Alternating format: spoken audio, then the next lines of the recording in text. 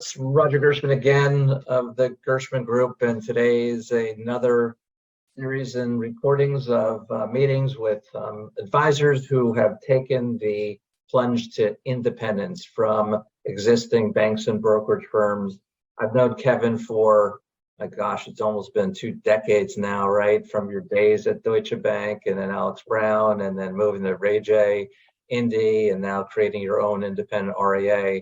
Your story is impressive, really impressive. To be able to, have a very diversified but complicated business at Deutsche Bank that did very sophisticated lending, very sophisticated alts, global investment banking, transition that business to Alex Brown and your experience there, but then exit from Alex Brown to Raymond James's 1099 independent platform, and then once again leave that and create your own independent RIA that you can call 100% your own, completely open architecture, named Castle Island Family Office. So I guess we can start, Kevin, by just give us just a brief view of your history on Wall Street, Deutsche Bank, moving to Alex Brown, and just a little bit of your background. That'd be great.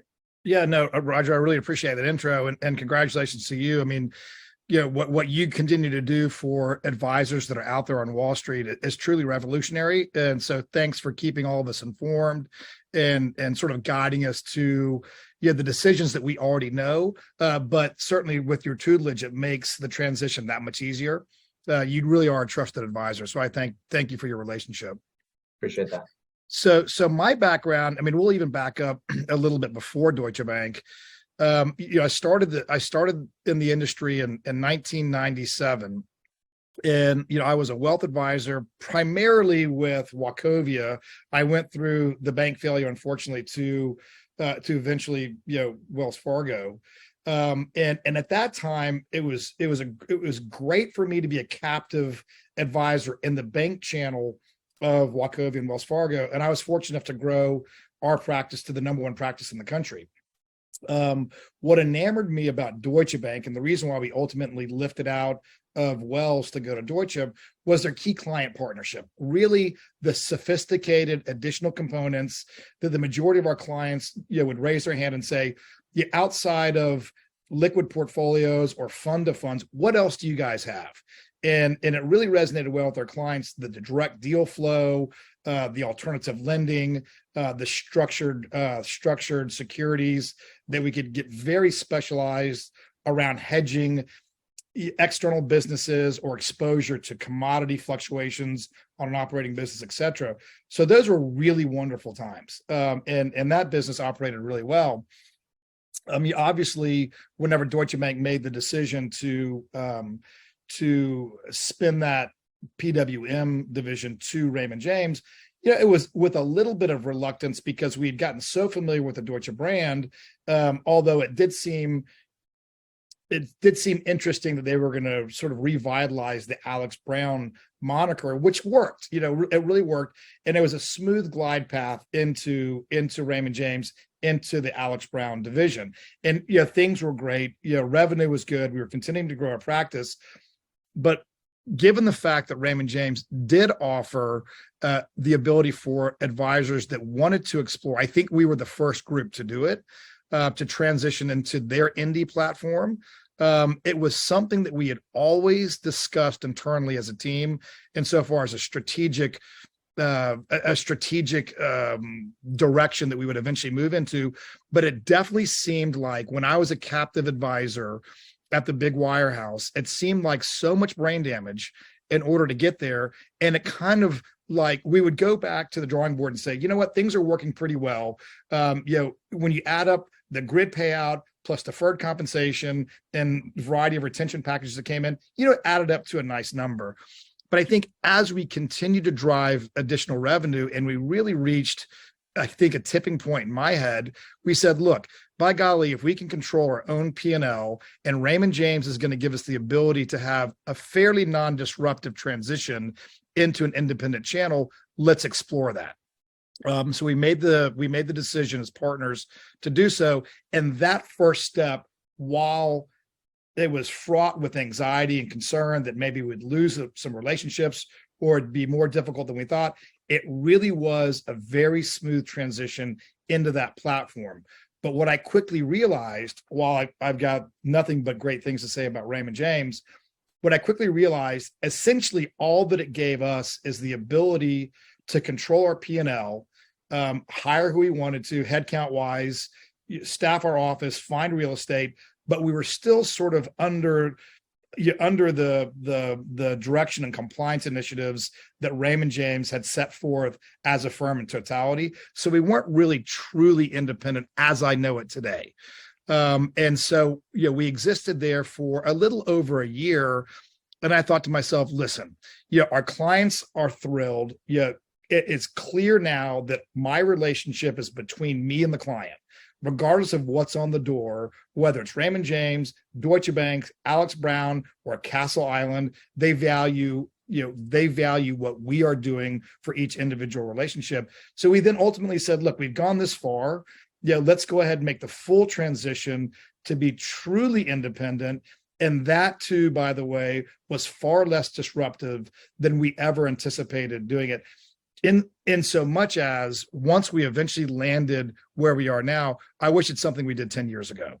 It's just truly amazing, that we now have the formula that we can design and implement solutions for our clients that are the exact right fit for what they want and what they need, based on what we know their goals, wants, wishes, and desires are. And so we can create our own customized toolbox versus you having to pick and choose from what is offered from Alex Brown to Ray J. Indy, right? And so we've really been able to streamline and get exactly efficient for what we're doing.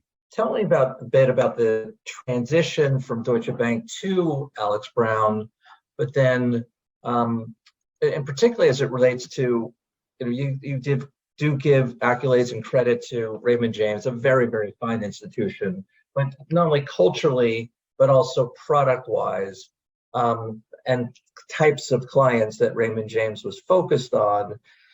As I understand, there's a bit of a culture clash and still remains, and Haig, was there for 7 years. Now he's gone, moving on to other places. So it was certainly not perfect. And that also begged probably the reason why, Kevin, you then moved out of the Ray J independent platform, because you're captive to their platform to then have total open architecture. But if you can talk a little bit about sort of the things that you couldn't do at Raymond James like you did at Alex Brown, like you did at, say, Deutsche Bank. Well, that's a great question. And so, listen, this comes from a guy that experienced, the failure of Wachovia. And I can remember distinctly on a Friday afternoon, I thought that Monday morning we were going to be part of Citibank, and lo and behold, it turned out to be Wells Fargo. So I think that I've been through some of the most disruptive messes that you can even imagine, within this industry.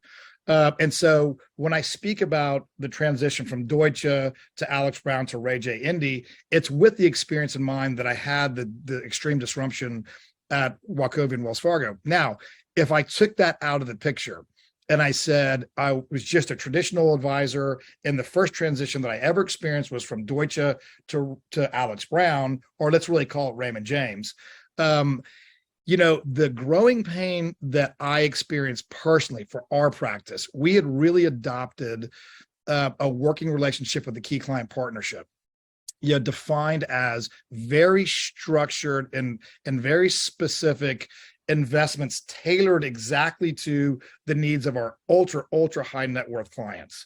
And Deutsche Bank did a fantastic job of that. And what we understood going to Alex Brown, all of that would stay exactly in place, exactly how we experienced it historically. And unfortunately, whenever we transitioned, there was a void. There were things that we could not do. As an example, Deutsche Bank was one of the early movers in private equity lending. And so we had just completed $180 million private equity portfolio at Deutsche Bank that we were able then to leverage off of and provide a line of credit to our client. And it was a great win-win for both the client and our team. As we went into Alex Brown, that was literally one of the first things that I explored. We were building a little bit of a strategy around that exact solution. And in fact, we could not do that any longer. So we realized, this isn't exactly how it was. And we really were existing in a Raymond James world with their platform and the tools that they had designed to service the mass affluent market, is how we defined it. Once you faced a client that was $10 or $20 million on up of investable assets, we were a little bit deficient at Alex Brown, i.e. Raymond James, with regard to the tools we had historically at Deutsche Bank, which no longer existed at Raymond James as we knew it. So then you, again, decided to make the transition. How was that transition? How fluid was it? Papering of accounts, certainly your new systems and same systems, but how was that transition? The best way that I could describe it is it wasn't exactly as moving from wirehouse A to wirehouse B, but it was a close second. We had to go through the rebranding value proposition to all of our clients, which always have a concern, right? And is where we're going now superior to where we're leaving? Is always the question. Is the balance sheet as strong? Are my assets as safe? Do I need to sign new paperwork? Am I opening new accounts? Am I going to have to restructure my bill pay? How disruptive is it going to be me as a client to follow you to this new endeavor, right? So those are the questions that all of us have faced to the extent we've moved from one firm to the other.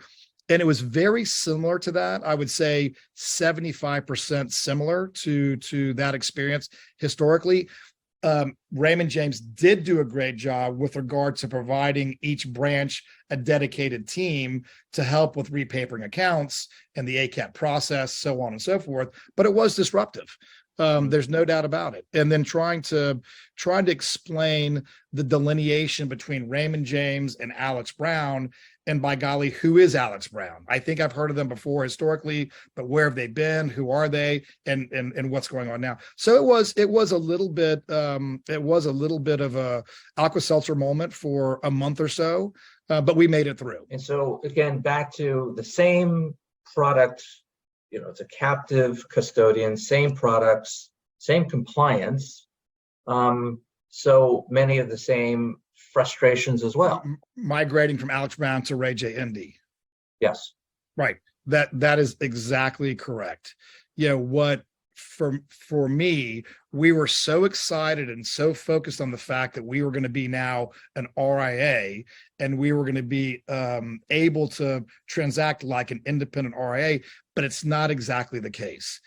We still had pretty significant compliance oversight, which is obviously a value add. Clearly, you want to be well within the rules there. However, I still had my Series 7 at the time, but we weren't using a Series 7. So therefore, my practice when I was at Ray J. Indy was still governed by FINRA, which is a pretty tough, regulatory body to stay compliant with, or not to stay compliant with, but to work within the compliance that they can continue to put around it. But it was essentially for us, once the dust settled there, essentially for us, it was as if we were still captive, although I could control my balance sheet a little bit more. Same products, same restrictions, as if I was sitting in an Alex Brown chair, I just could control my P&L. Essentially, that was a difference for us. And so what was your operating, income, expenses? How did it all work out, and how long did it take to get there? I think that, from a top line number, whenever we were sort of in those days, we were probably run rate around $2.5 million of revenue. I think our adjusted cash flow, let's say EBIT model, we were probably equivalent to like a 60 or 65% grid payout. Certainly took us 6 or 9 months to optimize that. There were some unforeseen costs that were associated with it, third-party compliance versus having a full-time compliance person, are the expense of legal and setting up docs and technology adoption in third party providers from a technology standpoint that we also had to pay for a la carte. So there were some surprises out there that we were prepared for, but we weren't really aware of exactly what the impact on the balance sheet would be. But nonetheless, once we got past all of the initial startup costs and we optimized, it was clearly better cash flow for me as an individual. So then you made the decision to leave the platform and start and go fully independent. And what prompted those decisions? I think probably similar to every advisor that's out there. We all have very dynamic relationships that are very personal. Oftentimes, over the last 22 or 23 years that I've been doing this, I've got clients since day one that we've experienced so many things together personally and professionally. You really want to be able to provide that client with what I truly believe is the very best solution for them and them specifically, and then multiply that times all of the households that you have that are out there. And I think that historically, captive or Ray J Indy, it was a little bit of a compromise in my mind about what I could provide a client versus what was available to me to provide a client. And the notion of going true independent, as I sit on the outside now as a real true breakaway, I've got relationships with a variety of investment banks, a variety of broker dealers, certainly a long list of alternative managers, as well as SMAs, et cetera. But I've been able to populate my toolbox to be exactly efficient for what I consider, what we call here, our snowflake. What exactly is perfect? What can we create that is exactly perfect, deliverable, repeatable, and scalable for the clients that we serve? So what custodians are you using? So our first stop after Raymond James was with TD Institutional. Mm-hmm. We then subsequently also established a relationship with Schwab and Fidelity. I think, as we all know, TD now is collapsing or has been acquired by Schwab. So we will no longer have a relationship as of mid-September. So we will then just have Schwab and Fidelity, although we are now exploring a relationship with Goldman's custody platform. Really interesting. So the entire universe of products and services is just ballooned, from lending to alts and structured products and SMAs, and it's just really neat. And you call yourself a family office. So tell us a little bit about what that looks like. Well, we call it really more of a platform that's institutionally priced, that's available to our clients.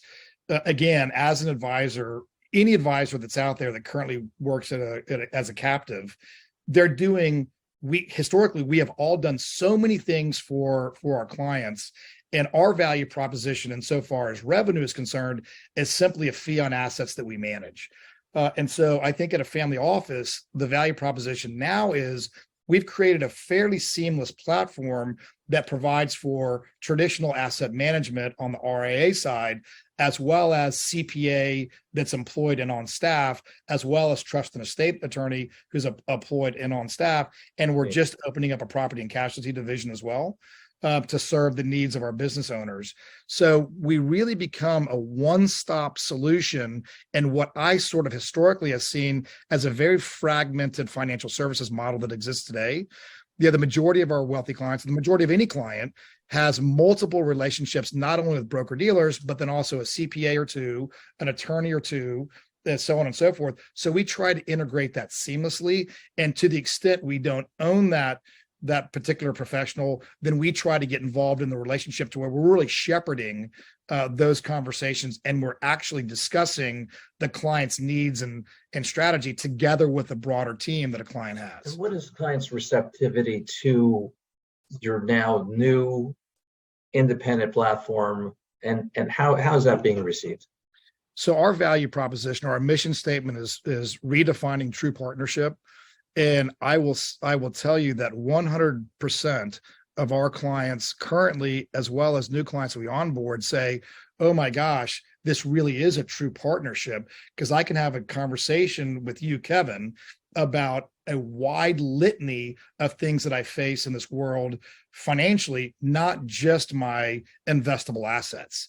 right? So whenever we have a planning event, which is core to all of our relationships, we can really talk about everything that's going on a client's balance sheet, and then likely implement a solution that's actionable around every component of those subjects. So a lot of advisors, are think of themselves as doing exactly what you do, right? And offering a comprehensive solution, looking at all assets and asset allocating, whether that's assets in house or out of house, and comprehensive from lending to tax and estate, held back by the name of the firm that they work for, and reluctant to take the move to go independent. And virtually every conversation we have with advisors like you say exactly the same thing, that not only do you have a heck of a lot more freedom and choice, but the end client is the winner as well. Like, they don't know what you go through or advisors go through in the auspices of a firm, and what they really can't do, which they really would love to do, but they can't even tell their clients they can't do that. Right. And now you can as an independent advisor. It's astounding. So what would you say to advisors currently that are at your fellow colleagues at Alex. Brown or Deutsche Bank or Morgan Stanley or whatever firms they're at? What would you tell them? It's not easy, but they have to do this. I would tend to disagree slightly with you, because it actually is easy. Yeah, it's not nearly as difficult. The 10 years that I contemplated going independent was that model, or the concept, was always stalled out based on my fear that if we actually did press that button, I'd lose half my business, or maybe I'd lose 75% of my business. And so I had more faith in the firm's name than I had in my own name. Yes. But what I realized on the backside of it, it was so incredibly easy, and clients love the fact that my name is on the door and I'm a business owner alongside of their provider. It has transitioned my relationships from that of having customers to clients to where I now have lunatic fans.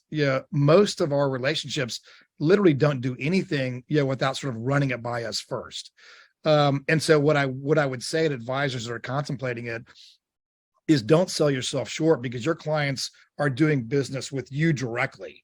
And again, as the experience went through Deutsche to Alex. Brown to Indy, we'd have clients saying, wait, where are you now? Like, it doesn't matter. I don't even care. What do I got to sign? I want to follow you.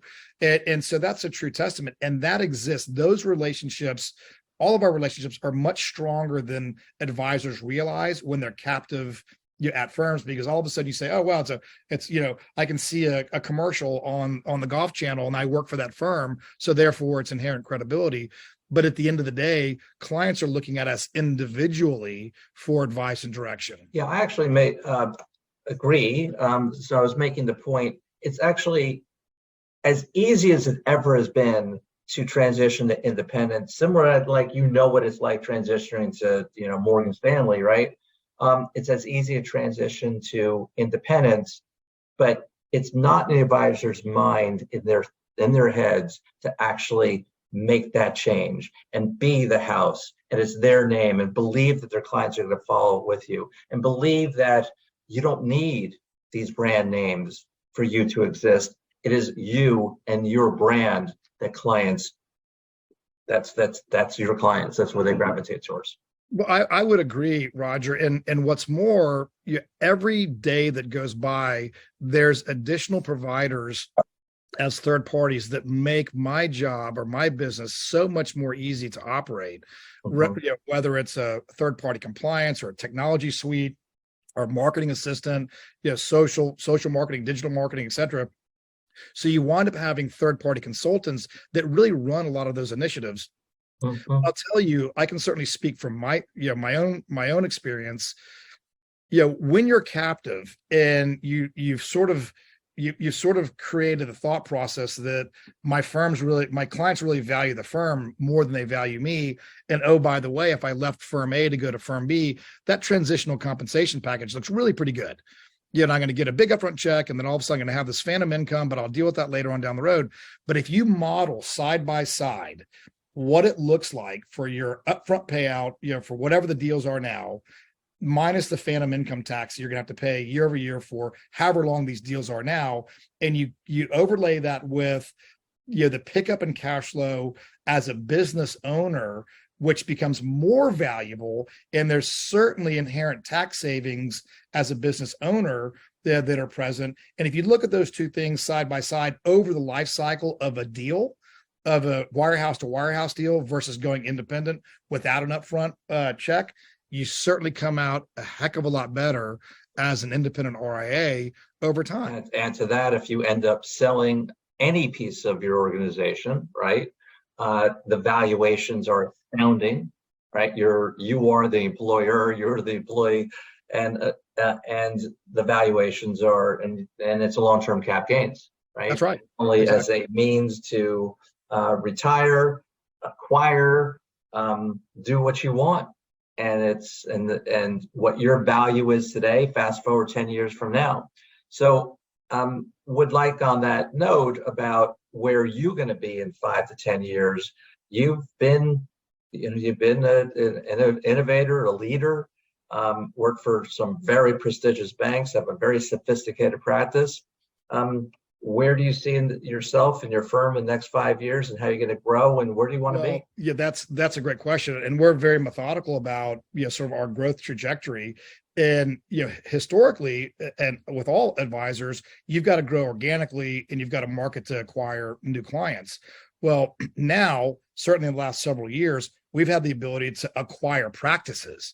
So now all of a sudden, as a business owner, alongside of what you're doing for your clients, we're engaged now at the moment right now, we're engaged with LOI for 3 different RIAs within our market to aggregate additional assets and headcount. And so I think that you have a completely new dimension of growth, and it's very flexible and very strategic on how you can structure these deals. And it's not like we're writing a check for 3 times revenue. They're very efficient. You can use your own corporate capital insofar as a common currency if you want to trade equity in the acquisition, et cetera, as an example. But I think that where we are in 5 years is growth beyond what I've ever seen by way of organic growth within our own network of referrals and our own marketing efforts, as well as acquisition growth. That's become a core strategy, which is as much of a focal point as it is marketing or reaching out to referral sources, as we place the emphasis on acquisition. Really exciting. And proud of you, what you've done as a innovator, and taking risks and taking chances, which have paid off in accolades, and being a visionary. And again, accolades to you and your business and your pedigree. So really appreciate the opportunity to speak, and we'll certainly be staying in touch. Yeah. And thanks for your time today. And I appreciate you, Roger. And I value our relationship tremendously. Fun deal. See you.